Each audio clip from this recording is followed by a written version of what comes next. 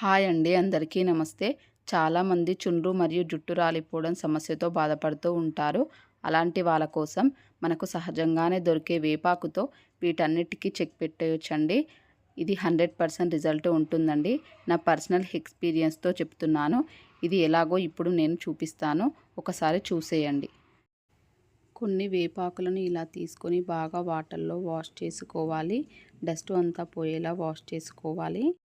ఒక పెద్ద సైజు గిన్నె తీసుకొని నిండుగా వాటర్ పోసుకొని మనం బాగా వాష్ చేసి పెట్టుకున్న వేపాకులను అందులో వేసుకోవాలండి.